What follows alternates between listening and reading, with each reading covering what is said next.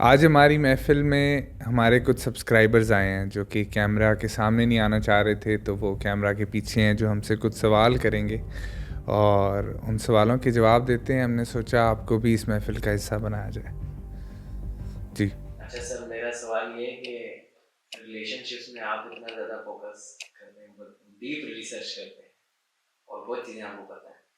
आपको क्या लगता है कि जो लव है, ट्रू लव एक ही इंसान सो सकता है या फिर मतलब ये एक मिथ है? क्योंकि मुझे नहीं लगता कि मुझे तो 3-4 बार हो गया सच्चा वाला। तो क्या ये मतलब कि नहीं, ये होता है कि लोग एक ही इंसान के साथ सारी जिंदगी मोहब्बत कर भी सकें या जिंदगी गुजार सकें? पॉसिबल? ये पॉसिबल है।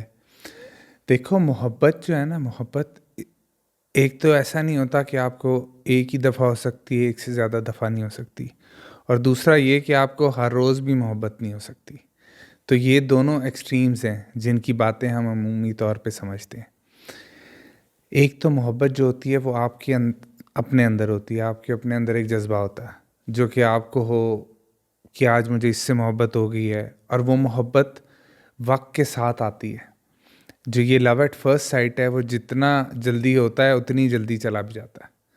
तो इसलिए मोहब्बत वक़्त के साथ बनती है, और जब आपको असल मोहब्बत हो जाए, तो वो मोहब्बत सारी ज़िंदगी चलती है।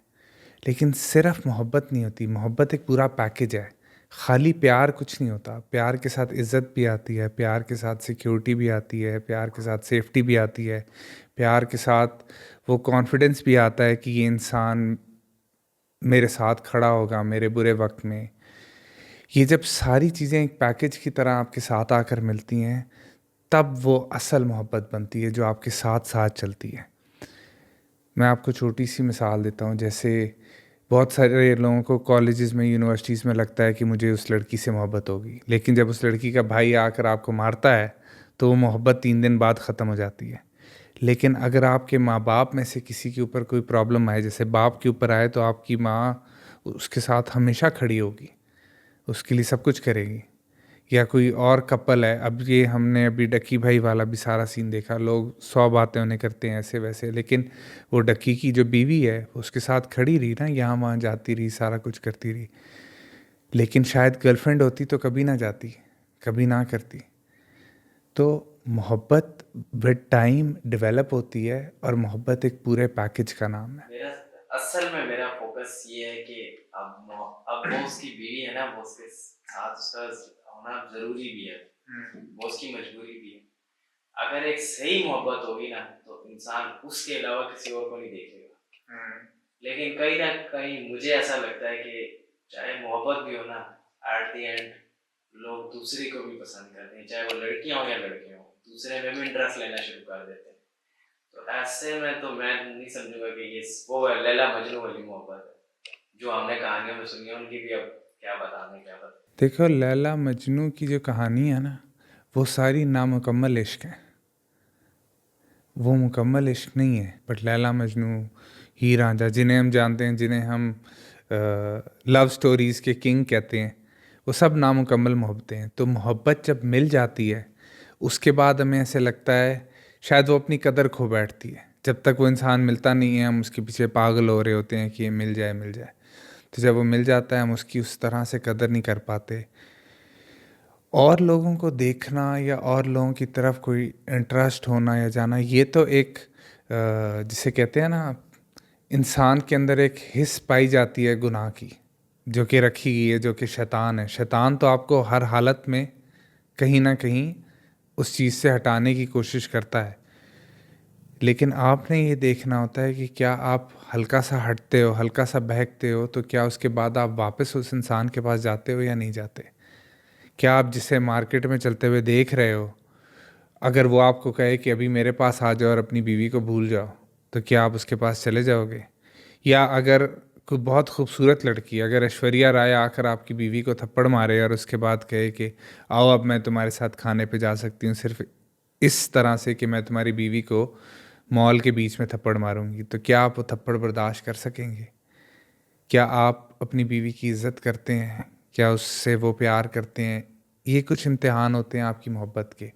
अब बहुत से लोग ऐसे कहते हैं कि मियाँ अपनी बीवी से मोहब्बत नहीं करता, ये नहीं करता। बाहर एक जो तवाइफ होती है या जो धंधे वाली जिन्हें हम कहते हैं, उसके ऊपर एक बीवी से 1000 गुना कम पैसे लगते हैं।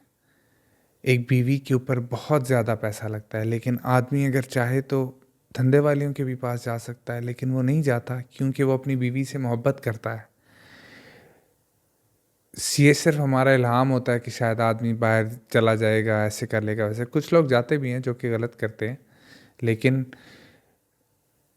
उनकी मोहब्बत बहुत स्ट्रॉन्ग मोहब्बत होती है जो हमें नज़र नहीं आ रही होती, क्योंकि उसमें बटरफ्लाइज नहीं होती, उसके अंदर ये नहीं होता कि बस जो है ना इश्क में हर रोज़ डूबे जा रहे हों। वो मोहब्बत आहिस्ता आहिस्ता नज़र आती है और छोटी छोटी चीज़ों में नज़र आती है।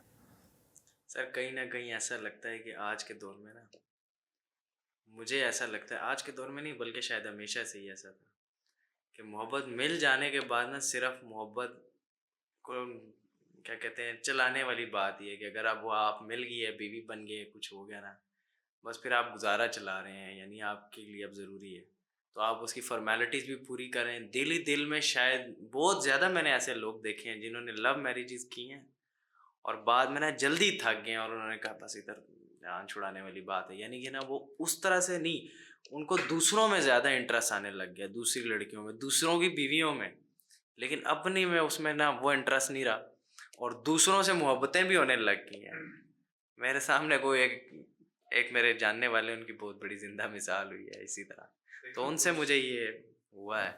दूसरों की बीवी ना हर किसी को हमेशा ही अच्छी लगती है, क्योंकि वो आपकी अपनी बीवी नहीं होती। आपकी अपनी बीवी आपको मिल गई होती है, दूसरे की बीवी को आप कभी पा नहीं सकते क्योंकि वो किसी और की है। ये इसी तरह से ही होता है कि आपको कोई भी ऐसी चीज़ हो, आप कुछ खा रहे हो, दूसरा कुछ और खा रहा हो, आपको लगेगा कि शायद उसका खाना ज़्यादा मज़ेदार है। या अगर आप ट्रैफिक जैम में फंसे हो तो आपको हमेशा इस तरह से लगता है कि साथ वाली लेन ज़्यादा तेज़ चल रही है और आपकी लेन आहिस्ता चल रही है।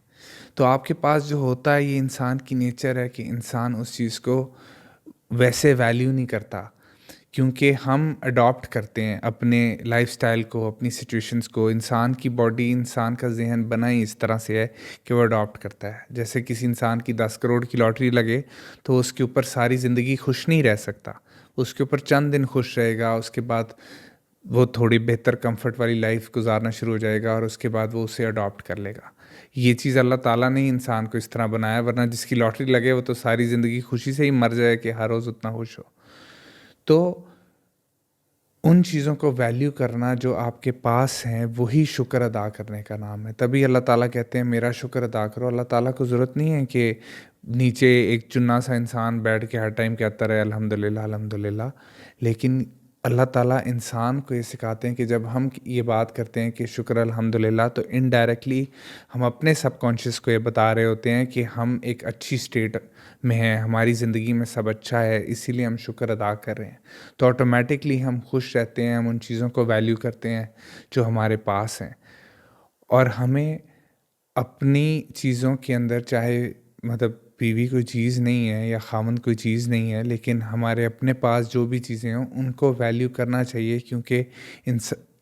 क्योंकि शैतान हमें हमेशा भड़काता है कि नहीं फ़लानी चीज़ बेहतर है, फ़लानी चीज़ बेहतर है। और अगर आपने ये जज करना है कि क्या आपको आपकी बीवी से मोहब्बत है या खावंद से मोहब्बत है या आप सिर्फ गुजारा कर रहे हो, तो उसके बगैर रह के देखो। ये मत सोचो कि आज आपकी ज़िंदगी उसके साथ कैसी है, ये सोचो कि उसके बगैर कैसी होगी। अगर यकदम उसे 6 महीने साल के लिए आपसे दूर भेजा जाए, तब आप क्या करोगे, तब आप कैसे रहोगे? तो आप मछली की तरह जो है वो हफ्ता शायद आप खुश रहो, 2-3 हफ्ते बाद आप मछली की तरह से फड़फड़ाओगे। तो इसलिए जो आपके पास है उसकी कदर करो, क्योंकि आपके पास कुछ भी आ जाए, अभिषेक बच्चन से जाके पूछें, वो ये नहीं रोज़ कहता कि ऐश्वर्या राय मेरी बीवी है, उसके लिए भी उसकी बीवी ऐसी है, उसको भी कैटरीना कैफ ज़्यादा प्यारी लग रही होगी। तो इसलिए जो है उस पर खुश रहें। इसका मतलब से एक लव एक डिजायर है बेसिकली। नहीं, देखो, इंसान के अंदर कुछ डिज़ायर्स हैं, कुछ नीड्स हैं और कुछ वांट्स हैं। वांट्स वो हैं जो हमें मिल जाएँ तो अच्छा है, ना मिलें तो कोई बात नहीं। नीड्स वो हैं जिनके बगैर हम रह नहीं सकते, और डिज़ायर्स वो हैं जो हम चाहते हैं कि हमारे पास हो तो हम बहुत खुश होंगे। तो जिस इंसान से आपको अपनी नीड्स मिल जाती हैं, वो तो आपको चाहिए ही चाहिए, और हर इंसान की नीड डिफरेंट होती है। कुछ की इमोशनल और फिज़िकल नीड्स तो होती हैं, लेकिन उसके अंदर डिफरेंट है। कुछ को अपनी बीवी से हर रोज़ प्यार की बात सुनना उसकी एक वांट है। कुछ के लिए वही चीज़ एक नीड है कि उसके बगैर वो खुश रह ही नहीं पाता। तो हर किसी की अपनी-अपनी चीज़ें होती हैं। तो आपने ये देखना है कि ये जो अगला इंसान है, क्या वो आपकी नीड्स को पूरा कर रहा है या नहीं कर रहा। हो सकता है आपकी चंद वांट्स को वो पूरा ना कर रहा हो, कुछ डिज़ायर्स को पूरा ना कर रहा हो। लेकिन अगर वो आपकी नीड्स को पूरा कर रहा है और चंद डिज़ायर्स और चंद वांट्स को पूरा कर रहा है, तो आपकी ज़िंदगी खुशी से गुज़र जाएगी। लेकिन अगर आप दूसरे में देखेंगे कि ओहो! मेरी जो 1 या 2 डिज़ायर्स रह गई हैं और वो बंदा वो पूरी कर सकता है, तो जब आप उसके पास जाओगे, तो जब आपका नीड का सेक्शन खाली हो जाएगा, तो फिर आपको पता लगेगा, फिर आप तड़पना शुरू हो जाओगे उसी इंसान के लिए। ये इसी तरह से ही है कि अगर मेरे पास पानी पड़ा है और मैं हर टाइम पीता रहता हूँ, तो मुझे पानी की वैल्यू नहीं होगी। लेकिन मैं पिज़्ज़ा सोच रहा हूँगा कि यार मैं पिज़्ज़ा खा लूँ किसी तरह। क्योंकि पानी मेरे पास ऑलरेडी है, मैं प्यासा नहीं हूँ। लेकिन अगर मेरे से पानी छीन लिया जाएगा और सिर्फ़ पिज़्ज़ा देते जाएँगे मुझे, तो तब मैं सिर्फ़ पानी को ढूँढूँगा। अगर मैं 6 दिन से भूखा प्यासा हूँ और पिज़्ज़ा आएगा और पानी आएगा, मैं पहले पानी पीऊँगा, क्योंकि पानी मेरी नीड है। तो इसलिए ये देखें कि वो इंसान आपकी नीड्स कितनी पूरी करता है। मैं फिर से एक बार लड़कियों को ही कहूँगा कि कहीं ना कहीं ऐसा हो रहा है कि लड़कों की तरफ से तो फिर हमारे माशरे में थोड़ी छूट मिल जाती है। यानी कि अगर लड़का घर में बताता है कि मुझे ये लड़की पसंद है तो उसके घर वाले इतना माइंड नहीं करते। लेकिन अब लड़कियों में भी बहुत ज़्यादा ऐसा हो गया कि घर वाले खुद सपोर्ट करते हैं कि लड़की अगर उसके साथ जा रही है कोई नहीं, लड़का घर में कुछ चीज़ें भिजवा रहा है, पैसे दे रहा है, कोई टेंशन नहीं। या फिर घर वालों को पता है, माएँ मिली होती हैं, बड़ी बहनें मिली होती हैं, साथ जा रही है, अब बोल के जाती है मैं फलानी जगह दोस्त के घर रहने जा रही हूँ, फलानी शादी में जा रही हूँ, 2-2 दिन लड़के के साथ हनीमून मनाने चली जाती है। तो देखो, लड़का बाजू का जान छुड़ाना भी चाह रहा हो, लेकिन वो इतना ज़्यादा बीच में वो इन्वॉल्वमेंट हो जाती है और पीछे से घर वाले भी उसके लड़की को ना ऐसा ही फोर्स कर रहे होते हैं कि भाई इसको ट्रैप करो। तो आप इसको इस मसले को कैसे देखते हैं? देखो, एक बात तो ये कि घर वालों को लड़के और लड़कियों दोनों में ही बुरा मनाना चाहिए। ऐसा नहीं होना चाहिए कि वो लड़का कर रहा है तो कहें हाँ ठीक है, और लड़की कर रही है तो वो कहें कि नहीं नहीं ये नहीं ठीक। दोनों पे ही बुरा मनाना चाहिए, चाहे लड़का करे चाहे लड़की करे। हमारा मसला ये, मैं आपकी उस वाली बात पर आता हूँ, लेकिन हमारा कल्चर ये है कि हम लड़के को इन चीज़ों में माफ़ कर देते हैं, हम लड़की को माफ़ नहीं करते। अभी आपका जैसे सवाल भी आप कह रहे हो, लड़कों का तो है वो ठीक है, लेकिन अब लड़कियों पे भी इस तरह से करना शुरू हो गए हैं। उन्हें दोनों पे करना चाहिए। ये हमारे कल्चर का हिस्सा है, ये इस्लाम का हिस्सा नहीं है। इस्लाम में कोड़े लड़के को भी उतने ही पड़ने हैं और लड़की को भी उतने ही पड़ने हैं। जहन्नुम में भी लड़के ने भी उतना ही जाना है और लड़की ने भी उतना ही जाना है। खुदा की नज़र में दोनों की बेहयाई बराबर है, उस चीज़ में फ़र्क नहीं है। दूसरा, ये जो आप चीज़ कह रहे हो ना, ये इसी तरह से ही है कि अब लड़कियां इस तरह हो रही हैं और घर वाले सपोर्ट कर रहे हैं। क्योंकि एक तो हमारी फेमिनिस्ट जो ख़वातीन हैं, उन्होंने इक्वालिटी मांगने के चक्कर में बुराई में भी इक्वालिटी मांग ली है। वो ये कह रही हैं कि जितना बेशर्म आदमी था उतनी ही बेशर्म औरत क्यों नहीं है, उसको भी उतना ही बेशर्म होना चाहिए। और सोसाइटी फेमिनिस्ट ख़वातीन के इन्फ्लुएंस के अंदर आकर औरत को भी उतना ही बेशर्म होने दे रही हैं। वो ये नहीं समझ रही कि अगर आदमी एक गलत रास्ते पर था और औरत उससे बची हुई थी तो ये अच्छी बात थी। हकूक़ मांगने चाहिए थे तो अच्छी चीज़ों में मांगते ना, पढ़ाई में मांगें, नौकरियों में मांगें, वोट में मांगें, इज़्ज़त में मांगें, लाइफस्टाइल में मांगें। लेकिन बेशर्मी में इक्वालिटी मांग कर हमारे माशरे को बेशर्म कर दिया है। दूसरा, जो तरबियत वाली बात पहले भी की कि तरबियत नहीं है, इसकी वजह से दोनों बेशर्म हो गए हैं।